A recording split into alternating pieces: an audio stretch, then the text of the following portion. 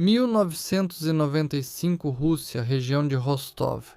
Era uma manhã clara e ensolarada de 1º de maio. Por toda parte, as pessoas se preparavam para celebrar o feriado da primavera e o início de um longo fim de semana.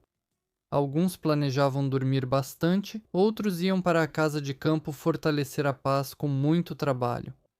Valentina, de 27 anos, era uma daquelas pessoas que estavam trabalhando nesse dia de maio. Ela trabalhava na estação Salsk da cidade homônima na região de Rostov como conferente. E por alguma necessidade de serviço, ela foi até os trilhos de acesso da administração de reparos e construção de estradas que passavam perto do silo local. O local era isolado, poucas pessoas passavam por ali, mas era um dia claro e nada indicava que algo ruim pudesse acontecer.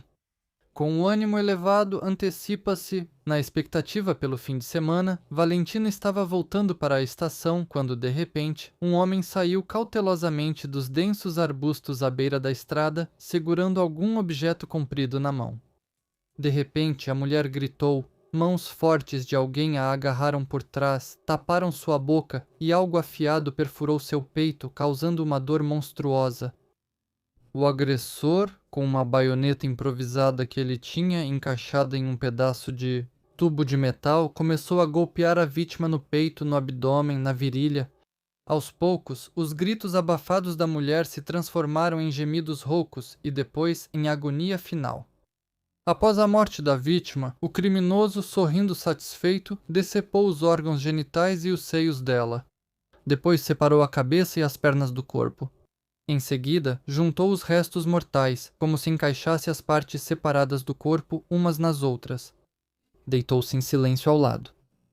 Mais tarde, nos interrogatórios, ele contará que, quando era criança, fez o mesmo com um gato que havia sido despedaçado. E em ambos os casos sentiu satisfação sexual. Você está no canal Strashnota e hoje a história de um dos maníacos mais assustadores da Rússia.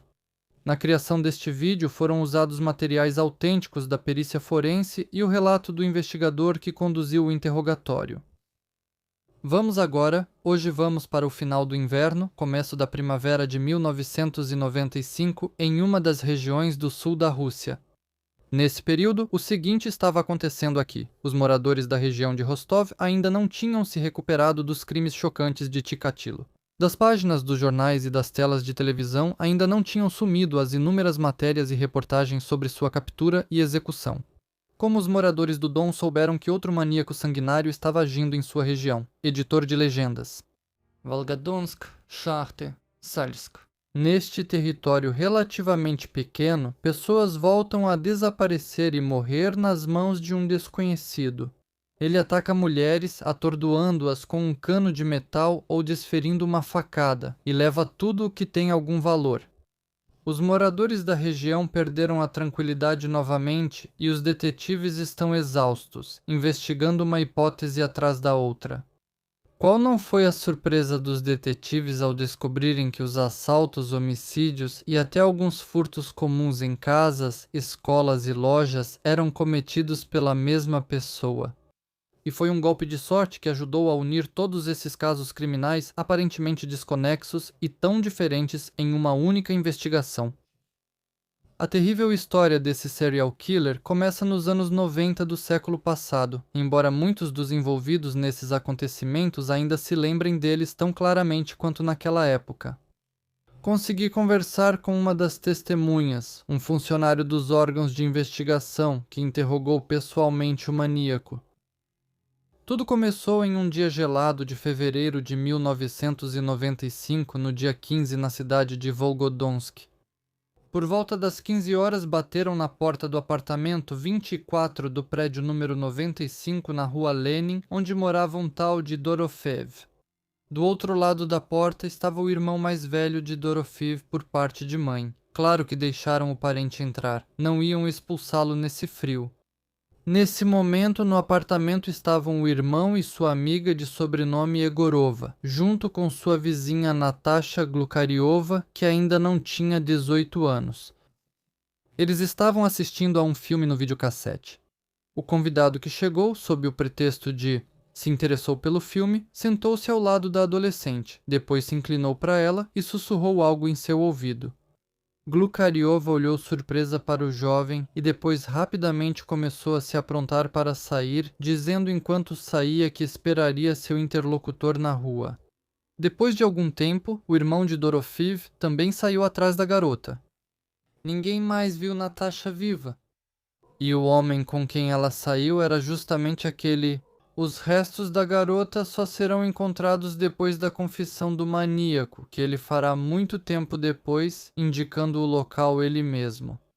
De acordo com a perícia forense, foram encontrados 8 ossos restos esqueléticos de uma única pessoa com idade entre 10 e 14 anos altura, aproximada de 130 a 150 centímetros, ou seja, de acordo com os dados antropológicos, esses restos correspondem às informações de Natasha Glukariova. O corpo da menina foi identificado pelos restos queimados de uma jaqueta e botas encontrados nas proximidades. Eles foram reconhecidos pela avó da falecida Natália. O que exatamente aconteceu com a criança ainda não se sabe ao certo. Segundo o acusado, durante a conversa com Natália, ele prometeu dar dinheiro e comprar coisas para ela. Depois, ele sugeriu que a menina saísse para a rua e o esperasse perto de casa. 12-летняя Natália. Sem hesitar, ela concordou. Enganando Natália, ele a levou para um lugar isolado perto do estaleiro de Tsemliansk, onde abusou dela e a matou brutalmente. Ele jogou o corpo nos juncos de um barranco e também se livrou das roupas. Queimou uma parte e jogou as botas em uma pedreira. O segundo episódio envolvendo o mesmo criminoso ocorreu em 20 de fevereiro de 1995. À noite, após o jantar, uma moradora de 50 anos da cidade de Shakhty, de sobrenome Ivaneshka, estava voltando para o local onde trabalhava como vigia noturna. Era uma casa em construção. De repente, ela viu um jovem tentando atravessar a rua, quase ser atropelado por um carro bem na sua frente. Isso aconteceu no bairro de Shakhty Sul, na rua Gromovaya. O homem, perdendo o equilíbrio, caiu na pista. A bondosa Ivaneshka não pôde deixar o próximo em apuros e correu para ajudar. A mulher se inclinou sobre o homem caído no chão. Ele estava um pouco desleixado e cheirava a álcool de longe, mas isso não incomodou Ivaneshka. Tudo pode acontecer na vida. Não era do seu costume julgar os outros. Mas em vez de palavras de agradecimento, o bêbado estirado na estrada de repente lançou o braço e cravou algo afiado na barriga dela. As pernas da mulher tremeram e ela começou a cair lentamente no chão. Dor aguda, um clarão brilhante, depois outro golpe, e mais um, e outro, até que a luz nos olhos de Ivaneshka se apagou completamente. No total, o criminoso desferiu 17 facadas nela e, ao ver que a mulher não dava mais sinais de vida, arrastou seu corpo pelos trilhos de trem próximos e começou a profanar o cadáver. Em 7 de março de 1995, na cidade de Shakhty, transeuntes encontraram o corpo nu de um idoso. Ela não resistiu. Ficou mais lenta, mais fraca, mais fraca. Mais tarde, foi identificada como Ivaneshka, com inúmeros ferimentos lacerantes. Não conseguiu matar. Um deles conseguiu sobreviver. Infelizmente, devido a restrições, não posso mostrar alguns materiais documentais, então vou deixá-los no canal do Telegram Strashnote. Acesse, inscreva-se e confira. No laudo do perito legista estava escrito: a morte ocorreu em decorrência de um traumatismo crânioencefálico contuso, com fratura dos ossos do crânio e da base do crânio, contusão cerebral e hemorragia cerebral.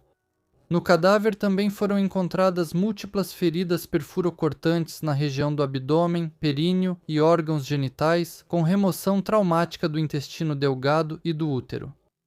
Sirenik, de quem estamos falando hoje, era um verdadeiro beberrão. Depois de mais uma bebedeira sem fim, ele acordou por volta das 7 horas da manhã do dia 4 de abril de 1995 perto do fogo eterno no povoado de Kamenolomka. Lembre-se, fica perto da cidade de Shakhty. Mal abriu os olhos e, ao ver que uma mulher estava abrindo o supermercado ali perto, ele a seguiu até o estabelecimento e lá a atacou. Com uma baioneta montada em um cano, o homem desferiu golpes na vendedora em várias partes do corpo, resultando na morte da mulher. O maníaco escondeu o corpo dela no depósito do setor de carnes e depois fez compras tranquilamente pelo valor de certa quantia. Mais de 200 mil rublos, apropriando-se primeiramente de bebidas alcoólicas e petiscos caros, e então foi embora. O corpo mutilado da vendedora Tiurina foi encontrado na câmara frigorífica do setor de carnes da loja algumas horas depois. Descrição do laudo médico legal. No corpo há múltiplas lesões perfuro-cortantes penetrantes no tórax e abdômen, com danos aos pulmões, fígado e estômago. A morte ocorreu devido à grande perda de sangue e sanguinação dos órgãos internos. Todas as lesões corporais foram causadas em vida. Em 16 de abril, o maníaco estava novamente completamente bêbado e entrou no estádio do vilarejo de Kamenolomni, onde naquele dia estavam acontecendo competições de orientação esportiva. Em um certo momento, Lena Vinogradova, de 13 anos, parou ao lado dele. Ela estava explorando a área. Skartay, у себя в руках. A garota estava de costas para o homem. E de repente o homem avançou sobre ela e a atingiu com uma baioneta nas costas, fazendo com que Lena caísse e desmaiasse por um tempo. O agressor não percebeu que ela estava inconsciente, então agarrou a cabeça da criança e começou a tampar sua boca com as mãos. Mas Lena nesse momento recobrou a consciência e, ao ver o agressor em cima dela, o empurrou com toda a força das pernas. A menina conseguiu se livrar, afastar o criminoso e, com todas as forças, correu em direção às pessoas que estavam mais afastadas. Por isso, o maníaco teve que fugir. Lena Vinogradova teve muita sorte. Ela sobreviveu e logo recebeu atendimento médico. Se ela não tivesse recuperado a consciência e começado a resistir ferozmente, o criminoso teria levado seu plano até o fim e haveria mais uma alma perdida em sua conta. Depois desse incidente desagradável, o criminoso ficou quieto por 2 semanas. Mas já na manhã de 1º de maio, novamente embriagado, agora na cidade de Salsk, ele tirou a vida, violentou e esquartejou mais uma mulher. Esse episódio foi no começo da minha história. O nome dela era Valentina Stefan, do laudo da perícia médico-legal. A morte ocorreu devido a uma maciça perda de sangue externa e interna, desenvolvida em consequência de múltiplos ferimentos perfuro-cortantes no tórax e abdômen, com danos a ambos os pulmões e ao fígado, causados enquanto a vítima ainda estava viva. História sobre os membros inferiores, glândulas mamárias e órgãos genitais externos. Mas o criminoso não parou por aí e foi até o cemitério municipal de Salsk, onde começou a beber novamente. Depois de beber bastante, já de madrugada, na região do complexo de garagens Dorozhny, depois do departamento de obras, o maníaco fez mais uma investida. Desta vez, suas vítimas foram a mãe e a filha Falco, que voltavam para casa pela linha do trem depois de irem ao cemitério por conta de um feriado religioso. Ao se aproximar da mulher e da menina, o serial killer golpeou Galia, de 15 anos 2 vezes com uma baioneta afiada. Ela se virou horrorizada e conseguiu ver na escuridão o homem assustador, em cujas mãos brilhava algo afiado. A mãe tentou afastar o maníaco da filha e gritou desesperada: "Corre, minha filha!" Impulsionada pelos gritos da mãe, a ferida Galia correu com suas últimas forças. E o criminoso esfaqueou a Valentina, de 39 anos, com uma baioneta no abdômen e a empurrou para longe de si.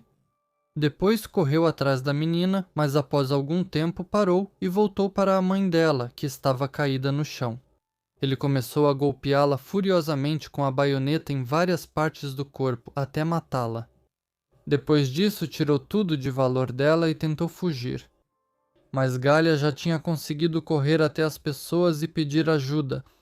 Ela estava toda tremendo e repetia o tempo todo que um monstro de mãos azuis tinha atacado eles. Nesse momento, o maníaco se escondeu na vegetação densa perto do cemitério, decidindo esperar até que as buscas intensas acabassem. Mas logo o feixe de uma lanterna vasculhando os arredores o tirou da escuridão. Instintivamente, ele levantou as mãos, protegendo os olhos da luz forte. Foi então que os homens viram aquelas mesmas mãos azuis do monstro. Os antebraços do criminoso estavam completamente cobertos de tatuagens de prisão desbotadas. Assim, o maníaco foi capturado e imobilizado por um homem chamado Efanov. Foi exatamente até ele que Galina, sangrando muito, correu e pediu ajuda.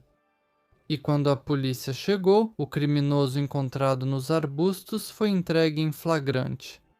A pobre Galina, que encontrou abrigo em um prédio próximo, contou depois que viu o carrasco de sua mãe terminar de matar a vítima. Dos laudos da perícia médica, a morte de Valentina Falco ocorreu devido a uma maciça perda de sangue externa e interna, desenvolvida em consequência de múltiplas feridas penetrantes por arma branca no tórax e abdômen, com lesão de ambos os pulmões e do fígado. No corpo de Valentina Falco foram encontradas ao todo 17 dessas lesões causadas por um instrumento perfurante e cortante com fio em apenas um lado. Galina Falco apresenta uma ferida perfurante e cortante no lado esquerdo do tórax, penetrando na cavidade torácica e abdominal com lesão do diafragma e do estômago, ligamentos transversos e feridas perfurantes e cortantes na região glútea direita, ou seja, lesões corporais graves que colocam a vida em risco no momento em que são causadas. Foi assim que, no feriado de 1º de maio na cidade de Salsk, na região de Rostov, transeuntes ajudaram a polícia a imobilizar e prender esse maníaco em flagrante.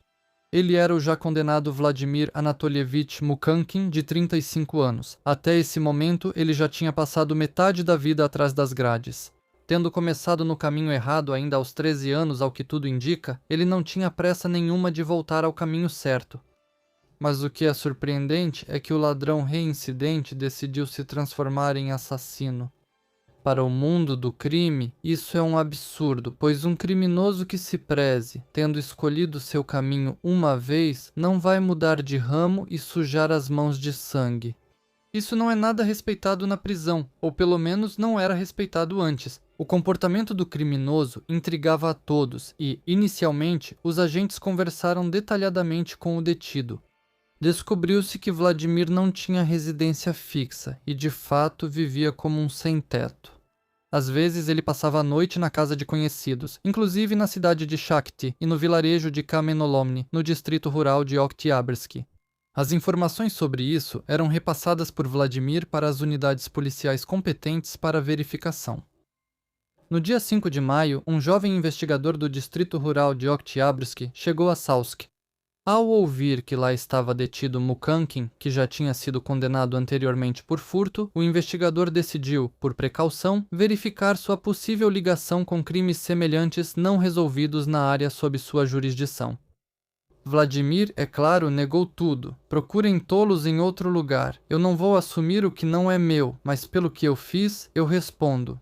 Mukankin respondeu com um sorriso sarcástico. O agente percebeu que tinha encontrado um osso duro de roer, mas ele mesmo também não era fácil de enganar. Por isso, o detetive decidiu seguir por outro caminho. Vendo que os métodos comuns não funcionavam e que o detido reagia mal à comunicação oficial, o agente decidiu conquistá-lo. Ele trouxe comida para a sala de interrogatório e ofereceu um lanche para Mukankin. Vladimir levantou a sobrancelha surpreso e perguntou desconfiado: "O que é isso de repente, senhor chefe?" "Os presos também são pessoas, mesmo que sejam bandidos", respondeu o policial de forma seca. "Mas se não quiser, pode recusar, é problema seu." Queria agir de forma humana, mas já que você tem nojo de dividir um pedaço de pão com um policial, não vou insistir. Ao ver a comida cheirosa e apetitosa na mesa, Vladimir engoliu a saliva. "Quando vou comer algo tão gostoso de novo", murmurou ele, e depois acrescentou em voz alta: "Ah, seja o que Deus quiser. Sente-se aí, chefe. Vamos dividir o pão e o sal. Policial também é gente." Assim, o agente e o criminoso comeram em silêncio por algum tempo, lançando olhares atentos um ao outro. Depois, uma garrafa apareceu na mesa como que por acaso. Depois de beber um pouco, Mukankin relaxou e já não via no policial sentado à sua frente um inimigo mortal e passou a responder de boa vontade às perguntas cuidadosamente feitas. Vladimir primeiro respondeu de forma evasiva, mas depois confirmou diretamente que muitos dos assaltos e outros furtos na cidade de Shakhty e no distrito rural de Oktyabrsk eram obra dele. Satisfeito com o resultado, o policial decidiu consolidar o sucesso e, por fim, já por pura intuição, perguntou: "E essa mulher, por que você tirou a vida dela em Shakhty?" E então veio uma resposta totalmente inesperada. Qual exatamente? Não foi só uma lá, uma no inverno, outra na primavera. Qual delas te interessa? O detetive ficou de cabelo em pé. Uma frase jogada ao acaso acertou em cheio. O policial agora já olhava surpreso para o homenzinho franzino sentado à sua frente. O criminoso de 35 anos tinha a mesma idade que ele. Mas agora não restava nenhum traço daquele homem sombrio e abatido que ele encontrou aqui pela manhã. Agora, à sua frente, estava sentado um carrasco presunçoso, ansioso para se gabar de seus crimes. O policial começou a repassar mentalmente os relatórios sobre homicídios dos últimos 6 meses e a calcular possíveis coincidências em sua mente. Aqui não se podia cometer erros. Se o criminoso perceber que acertaram o alvo apenas por acaso, o peixe vai escapar do anzol imediatamente.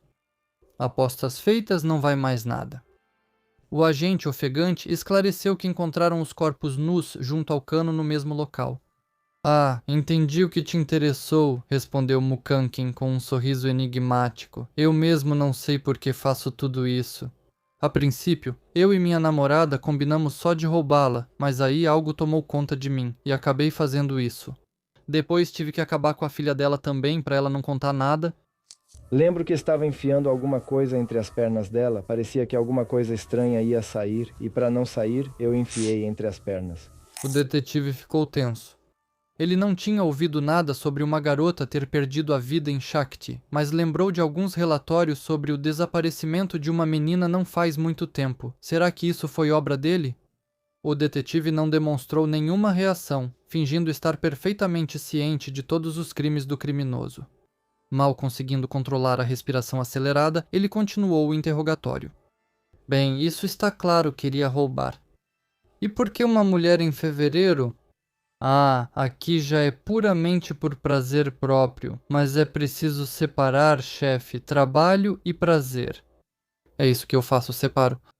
O agente silenciou, assimilando o que ouviu.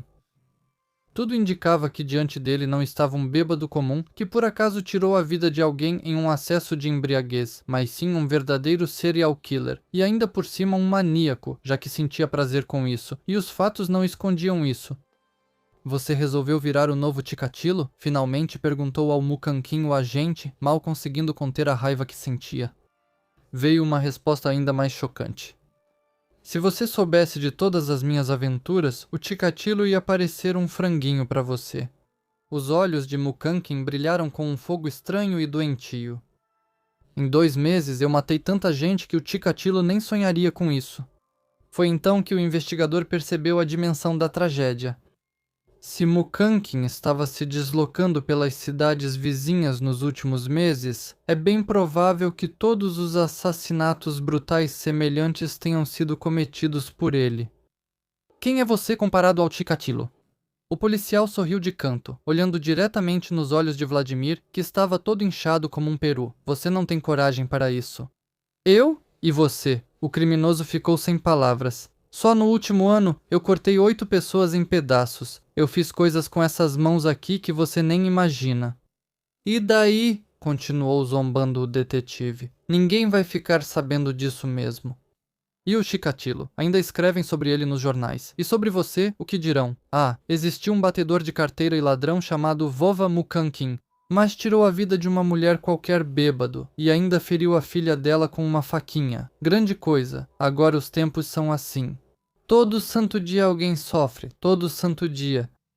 Então, um cadáver a mais, um a menos? Mukankin ficou vermelho de raiva. Os músculos do rosto dele começaram a se contrair. Me levem até o promotor. De repente, o detido disparou. Pra que isso? Vou escrever uma confissão, Vladimir murmurou entre os dentes. Vamos ver quem aqui é o bandidinho. O agente, claro, não precisou de muita insistência. O desejo do detido de escrever uma confissão foi imediatamente comunicado ao promotor da cidade de Salsk. E já diante do promotor, Mukankin contou sobre as vidas que ele tirou. Da menina de sobrenome Glukariova, cujo corpo ele jogou nos juncos perto de Tsemliansk, do homem de sobrenome Ustinov, ex-companheiro de sua namorada. de uma senhora chamada Ivanishko, na região da rua Gromova, em Shakhty, de uma conhecida da sua companheira e da filha dela, Galina e Helena Miroshnikova, da vendedora do mercado da vila, Maturina, e de duas mulheres em Salsk, Stefan e Falco. Ele também contou sobre as tentativas de tirar a vida de meninas adolescentes, Vinogradova e Falco. Vladimir também confessou 2 ataques armados contra mulheres, Bistrova e Sazonova, em Tsemliansk. Ao declarar isso, Mukankin respondeu à pergunta de seu advogado dizendo que tomou essa decisão por conta própria, sem qualquer pressão das autoridades policiais. Naquele momento, esses fatos não eram conhecidos nem mesmo pelos policiais. Mas nem mesmo os corpos de Natasha Glukareva, Lena Miroshnikova e Ustinov haviam sido encontrados ainda. E processos criminais sobre a morte deles ainda não haviam sido abertos. Portanto, não podia haver nenhuma armação ou calúnia por parte da polícia ou da promotoria. Isso estava fora de questão. Assim, aproveitando-se da fraqueza de um criminoso ambicioso que queria entrar para os anais da história criminal, os policiais conseguiram fazer um dos maníacos mais cruéis daquela época falar. Se você quiser mais vídeos, acesse o Boost se você for da Rússia, e o Patreon se não for da Rússia. Lá você encontrará vídeos exclusivos que não estão no YouTube. Os links estão abaixo do vídeo. Durante a investigação, foram revelados detalhes de outros crimes de Mukankin. No dia 23 de fevereiro, na cidade de Shakhty, na rua Kalturina, o criminoso encontrou um morador local, Ustinov, que ele não conhecia antes, e perguntou se ele sabia de algum lugar para alugar nas proximidades. Ustinov levou o novo conhecido até sua casa, no número 51 da rua Kalturina, onde morava com sua companheira Levchenko e o filho pequeno dela. Naquela mesma noite, houve uma briga de bêbados entre o hóspede e o dono da casa. Durante a confusão, o visitante esfaqueou o proprietário com uma baioneta. Como resultado, o dono da casa morreu. No entanto, isso não perturbou nem um pouco sua companheira. Primeiro, ela fez amor apaixonadamente com o maníaco, bem ao lado do corpo ainda quente de seu amante. Depois, ela ajudou o visitante a levar o corpo para o galpão. Lá, o hóspede esquartejou o corpo. Agarrei ele pela gola e joguei no chão.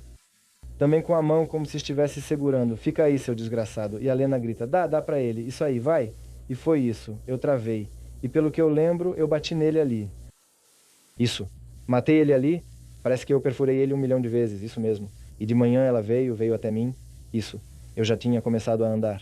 Talvez fossem 10 horas, talvez fossem 8 horas. Lá embaixo está fechado e escuro. Isso. Em mim. Bem, foi assim. Ela enfiou a mão na minha cueca. Lá. Ficou apertando, isso mesmo. Enfiou a mão lá. Começou a pular. Bem, no geral transei com ela. Depois, eles, junto com Levchenko, levaram o corpo esquartejado até o rio Grushevka, onde enterraram os restos em lugares diferentes.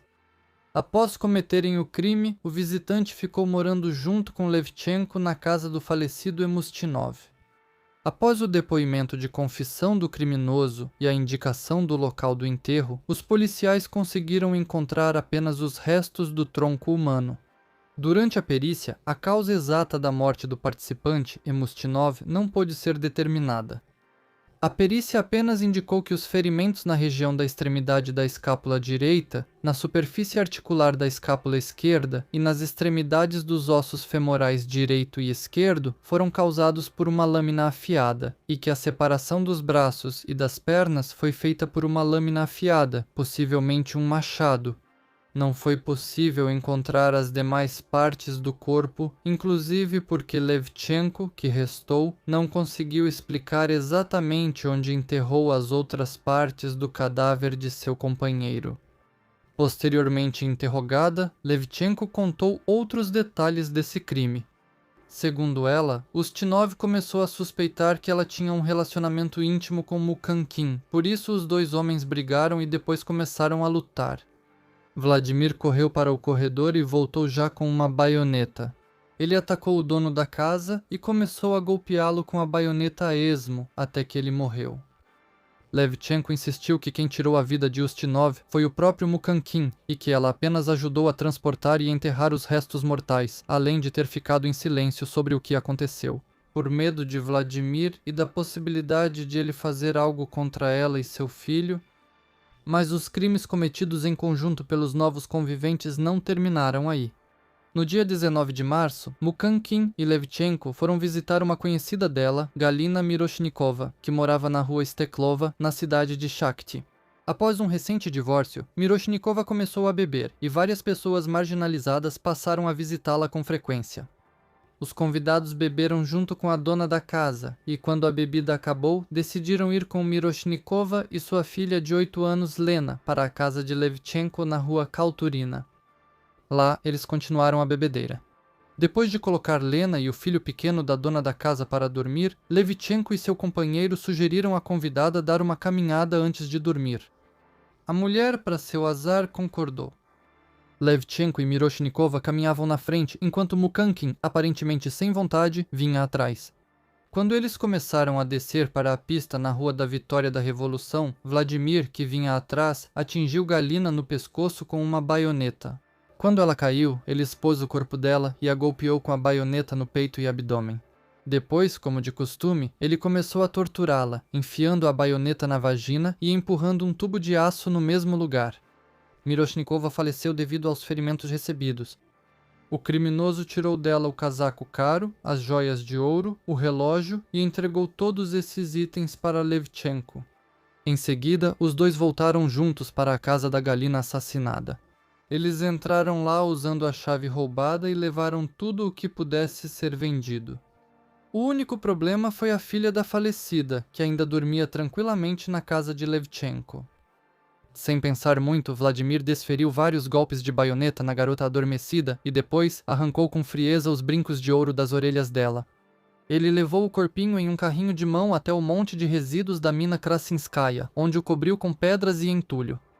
Os corpos nus. O de Galina Miroshnikova, com sinais de abuso, foi encontrado em 20 de março nos arbustos na região da Avenida da Vitória da Revolução.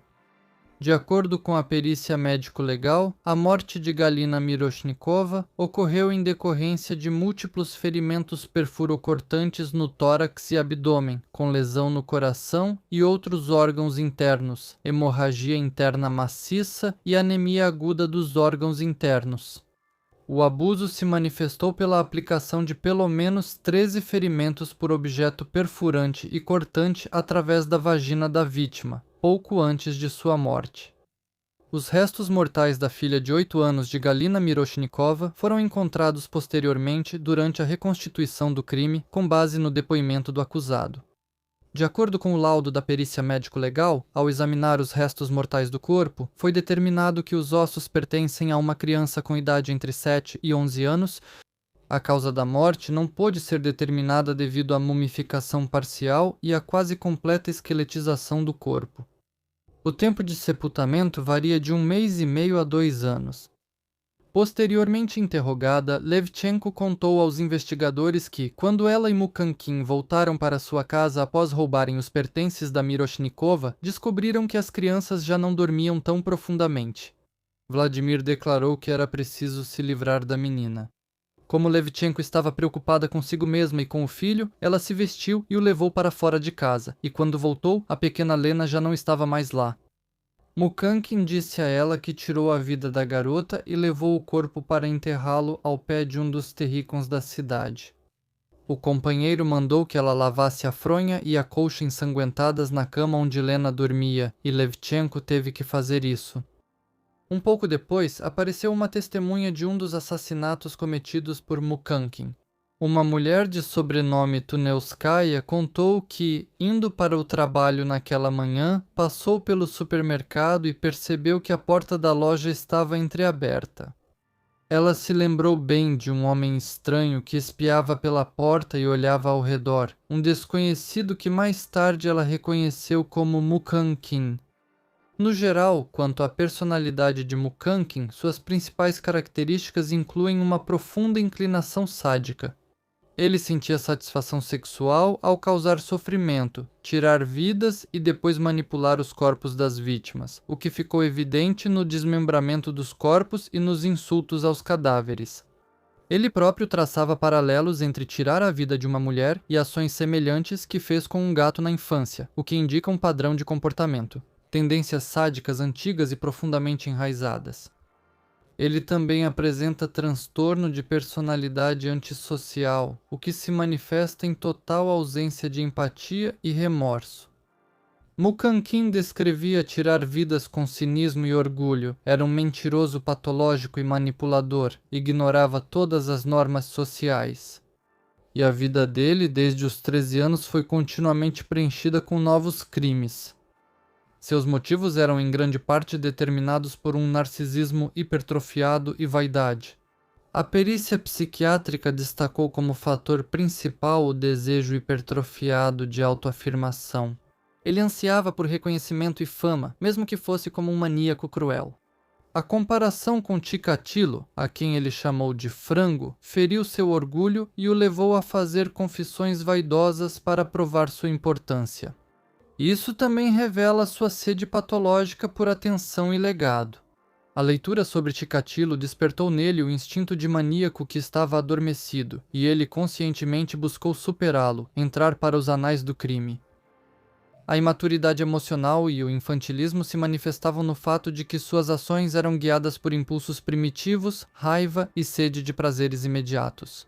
Sua amargura, beirando o ódio, era, na opinião dos peritos, consequência da incapacidade de resolver construtivamente os problemas da vida. Mukankin também demonstrava uma tendência à simulação, tentando fingir doença mental após ser detido, alegando ouvir vozes e ter visões, mas a perícia o considerou mentalmente são. O álcool era um catalisador constante de seus crimes, reduzindo ainda mais o já fraco controle sobre seus impulsos. Quanto à sua cúmplice Levchenko, ela se tornou uma parceira ativa de Mukankin em uma série de assassinatos e furtos. Após o assassinato de Ustinov, seu companheiro, ela não apenas deixou de informar a polícia, mas também manteve relações com Mukankin ao lado do corpo, além de ajudá-lo a mover e esquartejar o cadáver e ainda a enterrar os restos mortais. Posteriormente, ela participou com Mukankin de outro crime, e depois eles roubaram a casa da vítima. Dessa forma, Vladimir Mukankin representa um exemplo arquetípico de um sádico assassino em série necrófilo, com traços de transtorno de personalidade antissocial e narcisista. Sua psicologia é uma combinação de extrema crueldade, vaidade patológica, total ausência de empatia e sede de afirmação pessoal, por meio do poder absoluto sobre as vítimas. Sua motivação era existencial. Ao tirar vidas, ele tentava obter poder e significado, buscando deixar um rastro sangrento que superasse as atrocidades de seu predecessor. Durante a investigação, descobriu-se outro fato curioso. Foi justamente pelos feitos de Chikatilo que Mukankin se inspirou para cometer seus crimes brutais. Cumprindo sua última pena, Vladimir lia notas sobre esse motivo, maníacos conterrâneos. As desventuras de Andrei Romanovich não fizeram Mukankin estremecer de horror, mas, pelo contrário, despertaram o instinto de assassino que estava adormecido todo esse tempo. E logo Vladimir decidiu que deveria se tornar um digno continuador dos feitos sangrentos do mestre, fuzilado em 14 de fevereiro de 1994. Seu próprio caminho sangrento, Mukankin começou quase exatamente um ano depois, em 15 de fevereiro de 1995. Em relação a Mukankin, uma série de perícias foi realizada, inclusive porque, posteriormente, o acusado começou a fingir insanidade ativamente e falava sobre visões e vozes que o perseguiam. Do laudo pericial, conclui-se que Mukankin foi diagnosticado com psicopatia na forma de sadismo em estágio de compensação, o que não se enquadra como transtorno psicótico agudo. Portanto, no momento da prática dos crimes, ele não apresentava transtorno mental patológico, sendo capaz de controlar suas ações e compreender o que estava fazendo. Segundo os psiquiatras, o fator-chave para a violência criminosa de Vladimir foi o desejo hipertrofiado de autoafirmação. As características de sua personalidade e as circunstâncias de sua vida provocaram nele uma hostilidade que beirava o ódio. Por isso, o colegiado do Tribunal Regional de Rostov considerou que Mukankin cometeu o crime estando plenamente consciente de seus atos e o condenou à pena de morte em 11 de dezembro de 1996, mas, devido à moratória, a pena máxima foi substituída por prisão perpétua, a ser cumprida na colônia penal Golfinho Negro. É exatamente lá que, até hoje, Vladimir Mukankin permanece cercado por criminosos tão perigosos quanto ele. No início, o maníaco tentou provar a todos que estar no Delfim Negro era uma alegria para ele, e até escreveu uma carta sobre isso para a redação do jornal Argumente e Facti. Mas com o tempo, o entusiasmo do maníaco diminuiu um pouco e, segundo suas próprias palavras, ele passou a sonhar com a morte. Já Levchenko, cúmplice desse sucessor de Chikatilo, não recebeu nenhum castigo. O processo criminal contra ela foi suspenso devido à sua doença. Não há informações sobre a retomada do processo contra essa mulher,